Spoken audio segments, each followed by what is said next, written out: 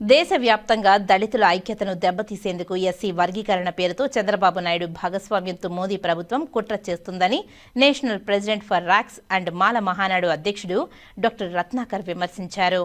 Chittoor press క్లబ్లో ఏర్పాటు చేసిన మీడియా సమావేశంలో ఆయన మాట్లాడుతూ దేశవ్యాప్తంగా దళితులు అధికంగా ఉన్నారని, విడగొట్టేందుకు కుట్రపూరిత రాజకీయ పార్టీ నాయకులు మాలలను అన్ని విధాలుగా వాడుకుంటున్నారని తెలిపారు.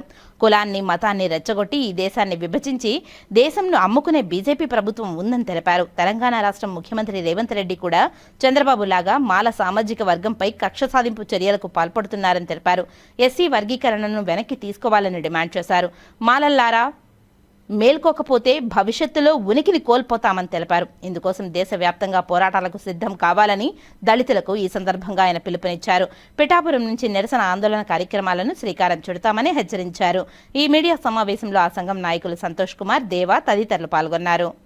తెలుగు రాష్ట్రాల్లో ఉన్నటువంటి మాల సోదరులారా, బంధువులారా, ఎస్సీ వర్గీకరణ పేరుతో అన్ని రాజకీయ పార్టీలు మాల సామాజిక వర్గంపై కుట్ర చేస్తూ ఉన్నాయి. మిత్రులారా, ఎస్సీ రిజర్వేషన్ వల్ల మనకి బెనిఫిట్ జరిగేది 100లో 4కే. మిత్రులారా, ఈ 100లో 4కి ఇచ్చేటటువంటి ఈ రిజర్వేషన్ని తెలుగు రాష్ట్రాల ముఖ్యమంత్రులు, అపూర్వ సహోదరులు మన రేవంత్ రెడ్డి, చంద్రబాబు నాయుడు తెలుగు రాష్ట్రాల్లో ఎస్సీ లిస్టులో ఉన్నటువంటి 59 కులాలకు సమంగా పంచుతారట. మోడీ గారు అయితే దేశవ్యాప్తంగా ఎస్సీ లిస్టులో ఉన్నటువంటి 1108 ఎస్సీ కులాలకి 100లో 4కి ఇచ్చేటటువంటి ఈ రిజర్వేషన్ వల్ల బెనిఫిట్ పొందేటటువంటి సీట్లు ఏవైతే ఉన్నాయో వీటిని సమంగా పంచుతారట. మిత్రులారా, ఇదే ఎస్సీ సబ్ క్లాసిఫికేషన్ వర్గీకరణ అంటే. ఎవరు కూడా మాట్లాడడం లేదు. రాజకీయ పార్టీలకు ఎఫిలియేషన్స్తో ఉన్నటువంటి నాయకులు కానీ, మాల ప్రజాప్రతినిధులు కానీ ఎవరు దీనిపై స్పందించడం లేదు. మిత్రులారా, ఇది ఎస్సీ లిస్టులో ఉన్నటువంటి మిగతా కులాలకు న్యాయం చేసేటటువంటి ప్రక్రియ కానే కాదు.